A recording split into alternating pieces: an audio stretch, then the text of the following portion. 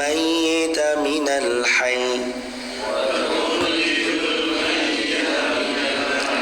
وترزق من تشاء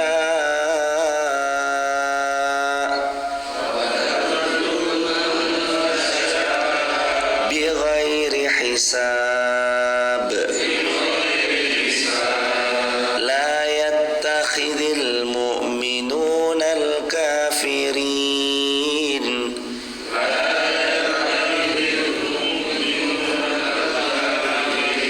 أولياء من دون المؤمنين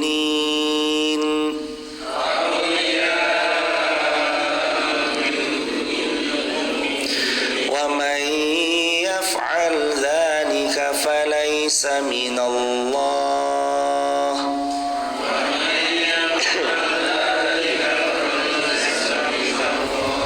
فليس من الله في شيء إلا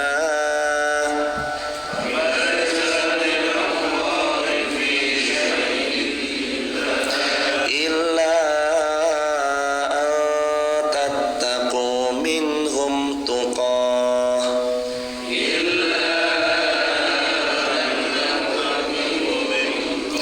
ويحذركم الله نفسه وإلى الله المصير. Terakhir, Qul in tukhfu ma fi sudurikum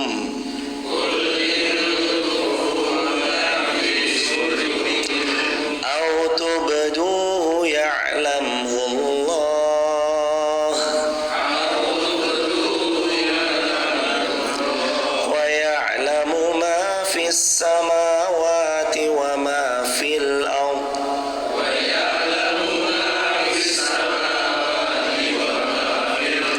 wallahu ala kulli syai'in qadir.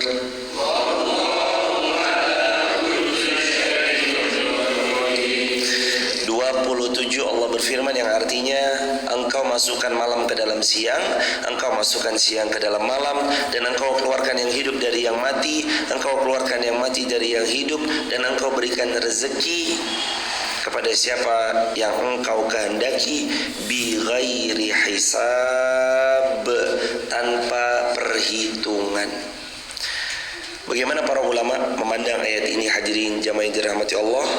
Makna firman Allah, tulijul laila fin nahar wa tulijun nahara fil lail. Maksudnya, kata Imam Al-Hafiz Ibnu Katsir, yakni engkau mengambil dari waktu yang panjang lalu engkau menambahkan pada waktu yang pendek sehingga kedua waktu itu siang dan malam menjadi seimbang. Lalu kemudian Allah mengambil dari satu waktu untuk memasukkan kepada yang lain sehingga keduanya siang dan malam berbeda panjang dan pendeknya, dan kemudian berimbang lagi panjang dan pendeknya. Demikian seterusnya genap 1 tahun melewati musim semi yang Allah karuniakan, musim panas yang Allah berikan, musim gugur, musim dingin, dan itu karunia Allah. Maha kuasa Allah atas segala sesuatu, termasuk 4 musim bergantinya siang dan malam, pagi menjadi siang, siang menjadi sore, sore menjadi malam, pagi di mana manusia diizinkan oleh Allah berangkat untuk mencari apa yang Allah karuniai. Sebelum sore, sebelum petang mereka pulang bertemu keluarga dan cukup untuk satu keluarga.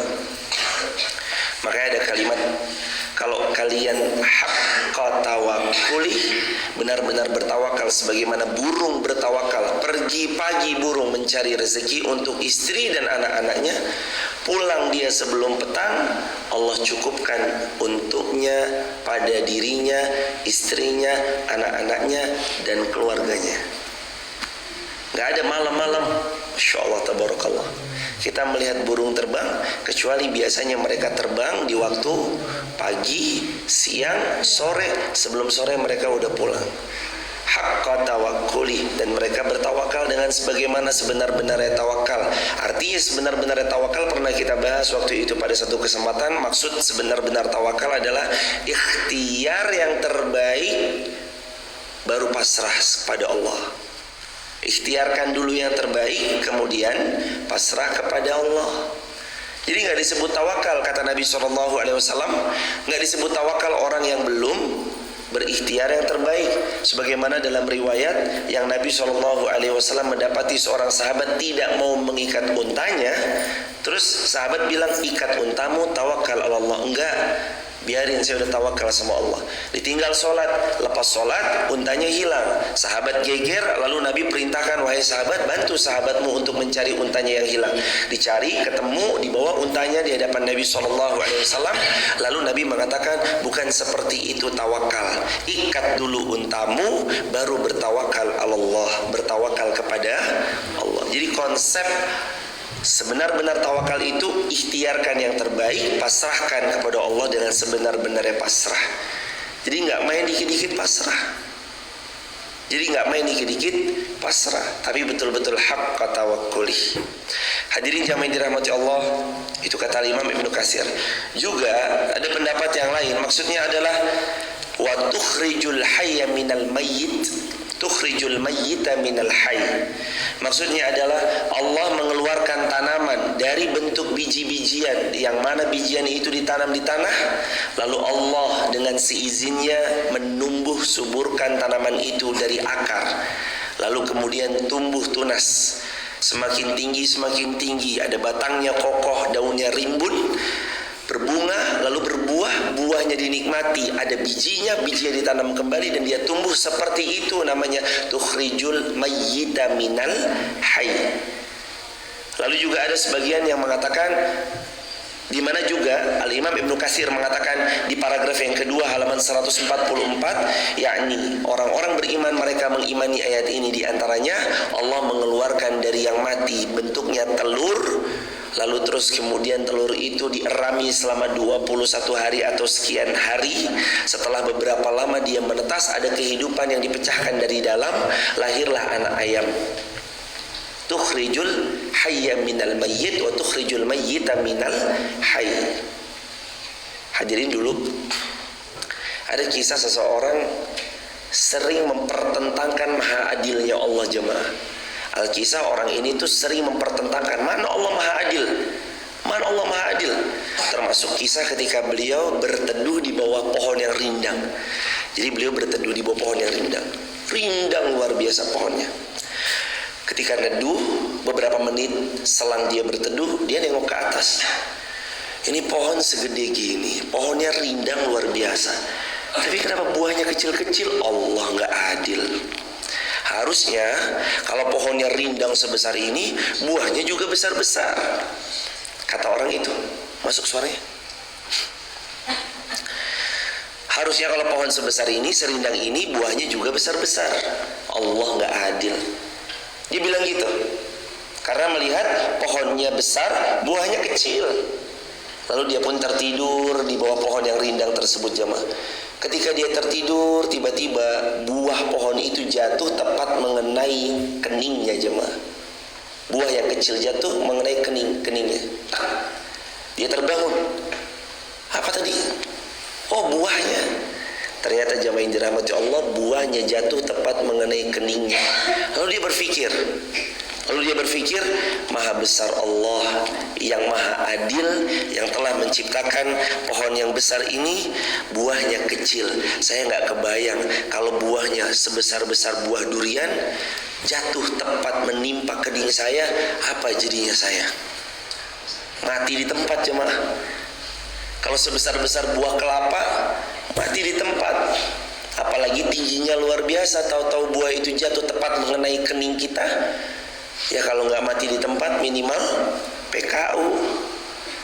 Inilah jemaah yang dirahmati Allah, maha adilnya Allah. Akhirnya dia terus kemudian meralat statementnya yang mengatakan mana Allah maha adil. Dia mengatakan sungguh engkau seadil-adilnya ya Allah. Karena ya hadirin jemaah yang dirahmati Allah, kadang kita sering bicara kenapa saya begini. Ketahuilah jemaah, itu boleh jadi saking adilnya Allah, yang mana Allah paling tahu yang terbaik untuk hambanya. Dan kalau kita mentadaburi, Luar biasa, Allah tuh maha baik sama kita.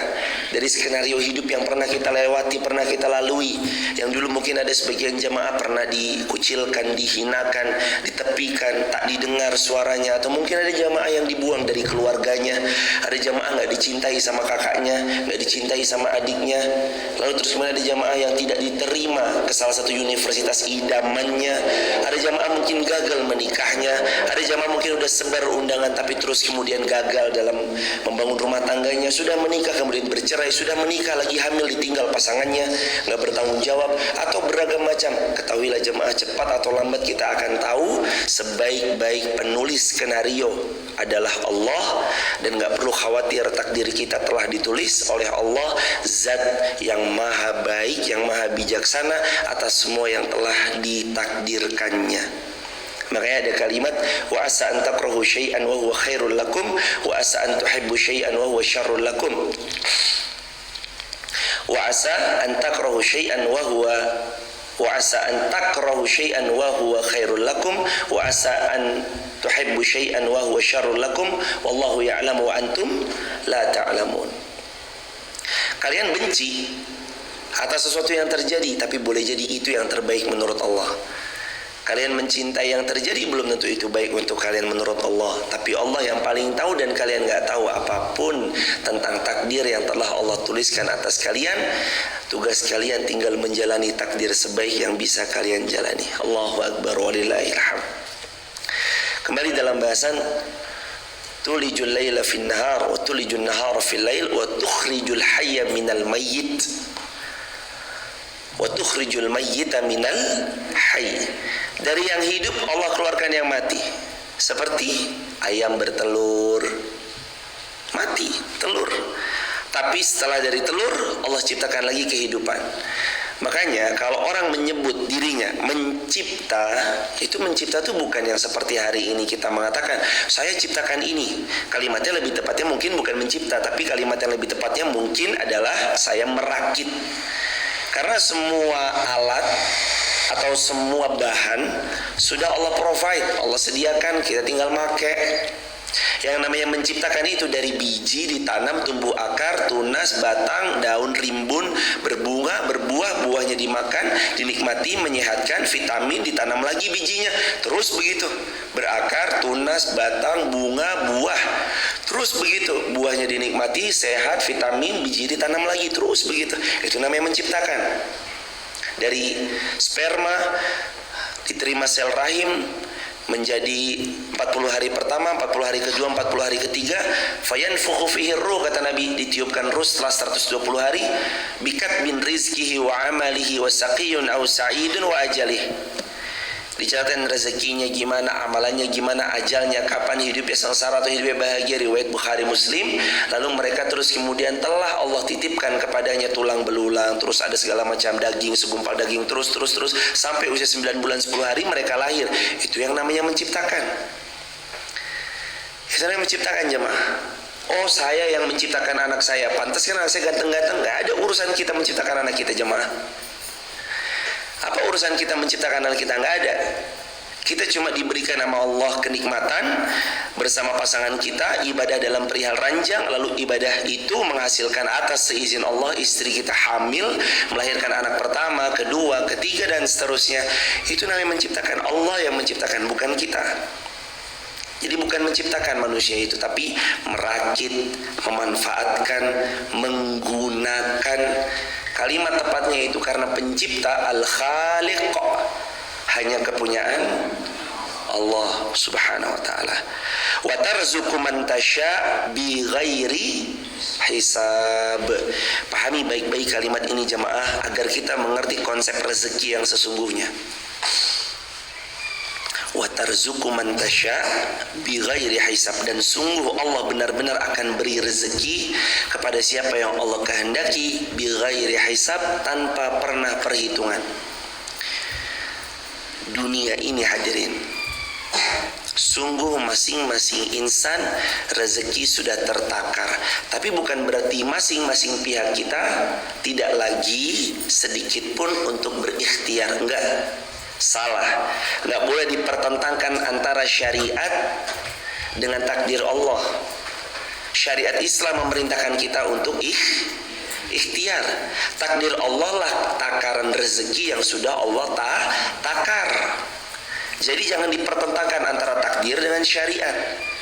Tugas kita dalam syariat, perintah Allah adalah ikhtiar semampu yang kalian bisa. Wabtaghu min fadlillah. Ya kan gitu kata Allah. Kamu cari rezeki yang Allah hamparkan, kamu luaskan lagi apa yang bisa kamu luaskan. Coba kamu ikhtiarkan sekuat tenaga apa yang bisa diikhtiarkan. Jemput rezeki yang Allah hadirkan. Ayo sana keluar, ayo sana cari nafkah. Terus begitu hadirin. Wabtaghu min fadlillah. Jadi ikhtiar itu harus. Rezeki memang sudah Allah takar, tapi ikhtiar itu harus. Terus soalan banyak atau besaran kecilnya, nah itu masuk dalam ayat ini. Kata para ulama, wa tarzuqu man tasya'u bighairi hisab. Allah kasih rezeki kepada siapa yang Allah kehendaki tanpa batas. Apakah rezeki soal tentang kerja keras? Ternyata tidak. Ada bahkan anak kecil berumur 7 tahun punya harta 5 triliun. Hartanya siapa? Harta orang tuanya. Apakah anak kecil 7 tahun itu kerja keras? Bisnis? Dagang all shop? Klik keranjang kuning? Enggak. Karena orang tuanya kaya raya, sehingga orang tuanya wafat, ia pun mendapati warisan yang begitu banyaknya, 5 triliun. Hadirin jamaah yang dirahmati Allah. Ada yang bahkan dari lahir disebut anak sultan. Kenapa? Karena orang tuanya sultan. Rezeki bukan hanya sekedar bicara tentang kerja keras.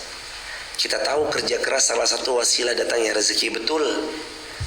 Tapi ternyata lebih daripada itu, wa tarzuqu man tasya' bighairi hisab.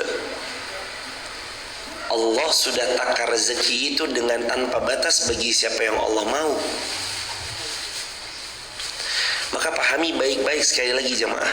Tugas kita menjemput rezeki dalam berikhtiar itu tugas kita berikhtiar dalam menjemput rezeki itu harus. Tapi ingat selalu, kalau ada tetangga kita punya toko, kita pun punya toko dengan jenis jualan yang sama, ramenya tokomu tak akan mengurangi rezekiku. Ramenya tokoku pun tidak akan pernah mengurangi rezekimu. Tugas kita menjalani takdir terbaik yang sedang dijalani dengan ikhtiar terbaik yang bisa kita upayakan.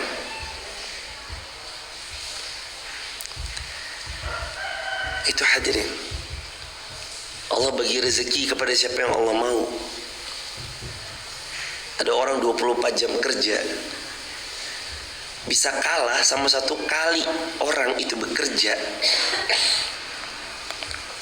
24 jam dia bekerja, bisa kalah sama seseorang yang cuma sekali bilang, halo guys, aku lagi pakai outfit dari ini ya, tap link di bio kalau ada yang mau beli. Cukup dengan kalimat itu bisa mengalahkan 2 bulan dia bekerja.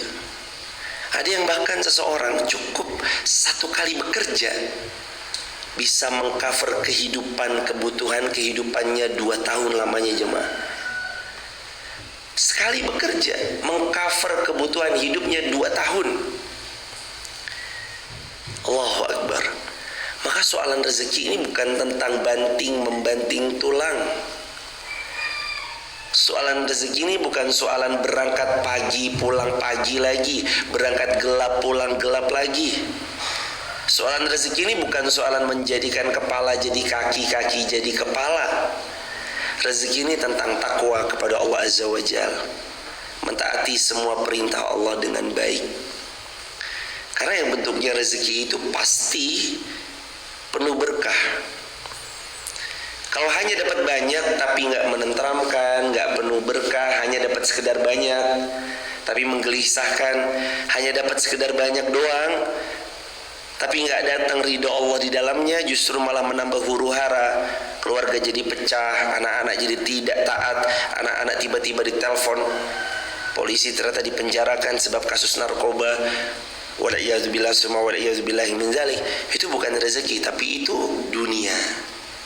Berapa kali kali dalam Al-Quran Allah membedakan, mereka hanya mendapatkan dunia dan mereka nggak dapat rezeki di akhirat sedikit pun. Beda. Rezeki sama dunia beda jemaah. Rezeki itu cenderung yang datang dari Allah, penuh ridhonya Allah, penuh keberkahannya Allah, penuh rahmat dari Allah. Siapa yang mendapatkannya jiwanya akan tenang, hidupnya akan tentram. Siapa yang mendapatkannya akan terus diberkahi Allah dalam naungan-naungan terbaiknya. Tapi kalau dunia sifatnya rendah, penuh dengan kehinaan. Maka coba tanyai diri kita, yang selama ini kita dapat itu dunia atau rezeki? Cirinya, kalau siapa yang dia dapatkan rezeki, maka ketenangan yang hadir paling awal sebelum banyaknya bilangan nominal. Tapi kalau yang dia dapat hanya dunia, tenangnya tidak pernah dia dapat. Berapapun banyaknya tak pernah membuat puas, dan kacaunya lagi membuat dia makin jauh dari Allah.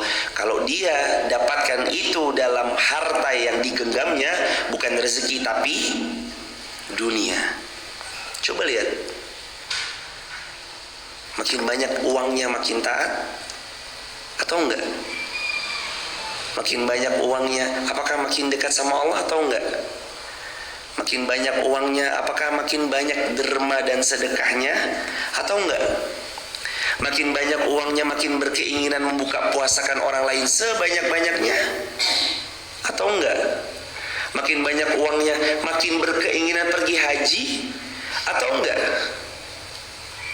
Makin banyak uangnya, punya keinginan pergi umroh atau enggak? Hadirin, haji umroh bukan cuma sekedar bilangan nominal. Karena berapapun harga yang Anda bayarkan untuk pergi haji ataupun umrah, tidak akan pernah sebanding dengan ampunan yang Allah berikan kepada Anda saat Anda berhaji ataupun berumrah. Sebanyak apapun uang Anda yang Anda bayar. Haji furoda 450 sampai 500 juta sekalipun gak akan pernah sebanding dengan ampunan yang Allah beri kepada Anda, dengan taubat-taubat Anda diterima, dengan doa-doa yang dipanjatkan Allah perkenankan, dan dengan syurga yang Nabi sabdakan, al-hajjul mabrur laisa lahul jaza illal jannah. Siapa yang hajinya mabrur tidak ada balasan kecuali syurganya Allah. Sekalipun 1 miliar yang kalian keluarkan gak akan pernah sebanding. Dengarkan nasihat yang sederhana ini baik-baik jemaah. Tentang kebaikan, jangan pernah bilang mahal. Tentang amal salih, jangan pernah bilang mahal. Dan tentang apapun yang tujuannya mencari ridho Allah, jangan pernah bilang mahal, tapi bilanglah, ya Allah, murahkan ini untukku ya Rabb. Ya Allah, murahkan dan mudahkan ini untukku ya Allah. Innama amruhu idza arada syai'an ayyakula lahu kun fayakun. Mahal menurut pandangan manusia, tapi kalau menurut Allah murah, Allah murahkan. Sulit, kamu gak mungkin deh mas, gak mungkin deh mbak, gak usah ngayal sampean, terlalu tinggi jenengan itu berkhayal. Menurut manusia mereka bisa bilang sulit, mustahil, tapi kalau buat Allah enggak, mudah untuk kamu hambaku, mudah. Sekali lagi, jangan pernah bilang mahal, tapi bilanglah, ya Allah, murahkan, mudahkan, berkahi ini untuk saya ya Allah. Mudah bagi Allah membuat yang mahal jadi murah, membuat yang sulit jadi mudah, sangat mudah bagi Allah. Innahu ala kulli syai'in qadir. Di dalam genggaman Allah lah Allah yang maha berkehendak atas segala sesuatu. Allahu Akbar walillahil hamd. Makanya jamaah yang dirahmati Allah, jangan pernah andalkan, mohon maaf, ilmu yang kita punya. Jangan pernah juga mengandalkan, mohon maaf, harta yang selama ini kita sedang miliki. Jangan pernah juga mengandalkan jabatan yang Anda sedang kuasai. Ada berapa banyak orang punya ilmu tapi nggak beramal, hanya pandai beretorika. Termasuk ini tembakan untuk yang berbicara.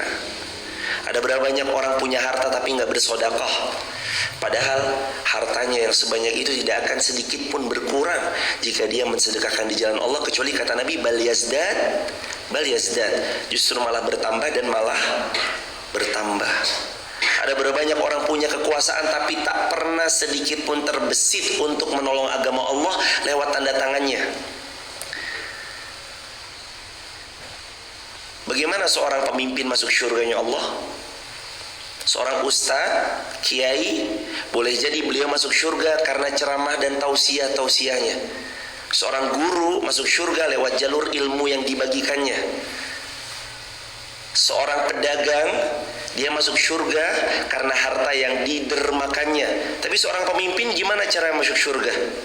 Boleh jadi seorang pemimpin itu masuk syurganya Allah dengan mudah, sebab tinta yang digoreskan di atas kertas, tanda tangannya. Mereka masuk syurga sebab tanda tangannya. Kata Nabi SAW, sab'atun yudhilluhumullahu fi dhillihi yawma la dhilla illa dhilluh. Ada hari di mana enggak ada naungan kecuali naungan Allah. Pada hari itu Allah beri mereka naungan Allah spesial untuk 7 golongan.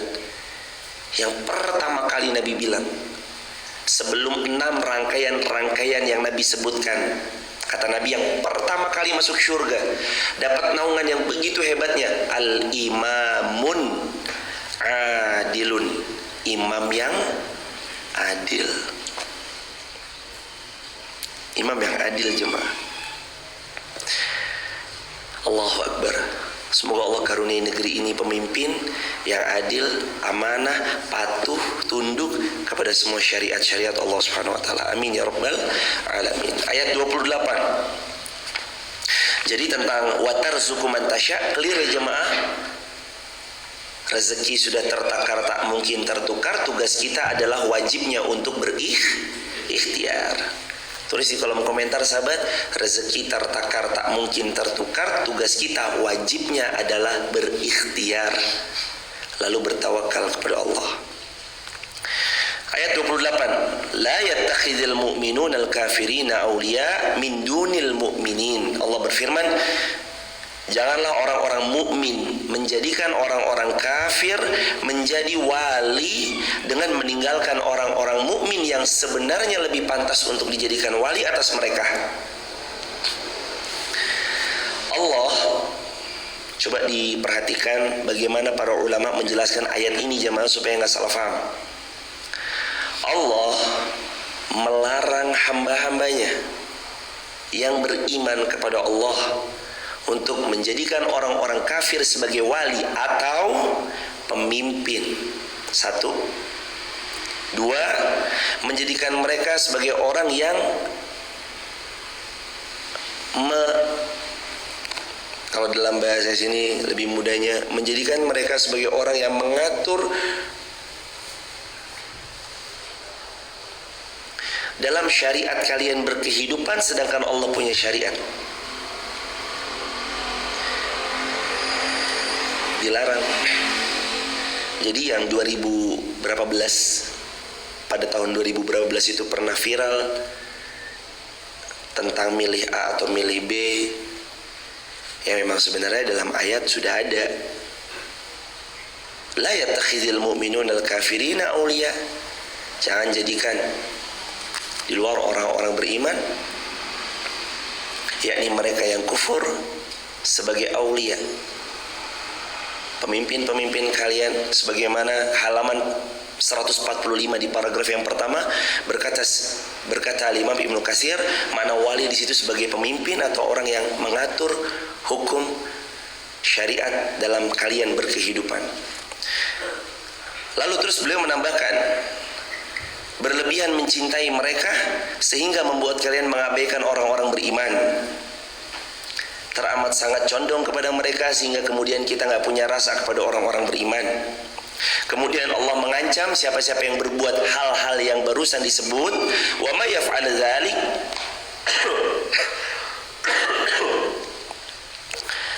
may yaf'al dzalik, kalau kalian melakukan itu di sini maksudnya melakukan apa? Yattakhidhil kafirina awliya, menjadikan orang-orang kufur sebagai aulia. Kalau kamu lakukan itu, falaisa minallahi fi syai', maka lepaslah pertolongan Allah dari hidupnya, maka lepaslah pertolongan Allah dari dirinya. Artinya siapa yang melanggar ketetapan itu, maka Allah benar-benar melepaskan diri dari hamba tersebut, dan hamba tersebut potensi tidak diakui sebagai hambanya Allah Subhanahu wa ta'ala. Paragraf kedua halaman 145, tafsir Ibnu Katsir, Al-Hafiz Ibnu Katsir rahimahullah. Makanya jemaah, ada 10 pembatal keislaman yang jemaah bisa kaji. Buka YouTube, ada video kami durasinya 1 jam lebih, 4 bulan 5 bulan yang lalu. Irfan Rizky Haas, 10 pembatal keislaman. Nanti keluar videonya, jemaah bisa kaji kembali di kajian itu. Pernah kami sampaikan, di antara pembatal-pembatal keislaman ternyata ini ayatnya. Kalau kamu melakukan yang tadi disebutkan, menjadikan orang-orang kufur sebagai aulia, falaisa minallah fi syai', maka Allah berlepas daripadamu. Allah nggak mau ngurusin hidup kita, Allah nggak mau memandang kita, Allah nggak mau mensucikan kita. Dan satu lagi apa? Walahum adzabun alim, bagi mereka azab yang sangat pedih. Tugas kita dengan Al-Quran cukup sami'na wa ata'na, itu aja kan jemaah. Wa may yaf'al dzalik falaysa minallahi fi syai', kalau kamu lakukan itu, yattakhidhil kafirina la yattakhidhil mu'minuna al-kafirina awliya, kamu enggak ngambil orang beriman tapi kamu lebih condong kepada mereka-mereka yang kufur, lalu kamu pilih mereka sebagai pemimpin, falaysa minallahi fi syai', Allah enggak mau nanggung hidupmu, Allah enggak mau. Falaysa minallahi fi syai', Allah enggak mau mengcover hidupmu, Allah enggak mau. Falaysa minallahi fi syai', Allah sedikit pun enggak mau terlibat dalam urusan hidupmu kecuali Allah berlepas diri. Sana hidup sama apa yang selama ini kamu gantungkan, wal iyazubillahi min dzalik. Dan kalau hidup udah enggak dibersamai Allah, apa rasanya jemaah? Sedangkan Nabi saja sallallahu alaihi wasallam terus ingin bersama Allah. Kata Nabi sallallahu alaihi wasallam, "Wala takilni ila nafsi tarfata ain." Ya Allah, jangan tinggalkan aku walau sekejap mata. Lalu Allah berfirman, "Illa an tattaqu minhum tuqah," kecuali karena siasat memelihara diri dari sesuatu yang ditakuti dari mereka. Illa, ada pengecualian di sini. Kecuali apa? Siasah. Karena ada sesuatu yang lebih besar dalam maslahat. Pernah kejadian nggak? Pernah waktu itu ada seorang anaknya Ammar, anaknya Yasir sama anaknya syahidah pertama dalam Islam. Anaknya Yasir namanya Amr. Amr ini pernah disuruh untuk, wahai Amr, kufur kamu kepada Muhammad. Amr waktu kecil, masih kecil jemaah, disuruh kufur. Lalu Amr bilang, iya kufur. Amr bilang, unta ini Tuhan saya. Amr bilang, unta ini Tuhan saya. Anaknya Sumayyah nih, sama anaknya Yasir. Lalu Amr menangis, sedih dalam hati karena telah mengakui unta sebagai Tuhannya. Amr datang pada Rasulullah, ya Rasulullah, gimana saya Rasulullah? Saya takut ya Rasulullah kalau seperti ini kan, seperti itu kan, melihat ibu saya yang ditusuk dari kemaluan, ditombak dari kemaluan sampai ujung kepala dan mati syahid sebagai syahidah pertama dalam Islam, Sumayyah. Ayah saya Yasir mati syahid. Saya takut ya Rasulullah, bagaimana ya Rasulullah? Kata Nabi SAW, wahai Ammar, kalau nanti kamu disuruh lagi, ucapkan lagi, karena sungguh ucapanmu itu tidak merubah hatimu, karena hatimu telah beriman. Kecuali siasah, ada pengecualian. Kalau ada siasah di dalamnya, illa, ada pengecualian. Antat takum minhum tuqah, ada siasah untuk memelihara diri dari sesuatu yang dia takuti. Contohnya kisahnya Ammar ibn Yasir. Wa yuhadzirukumullahu nafsa wa ilallahil masir.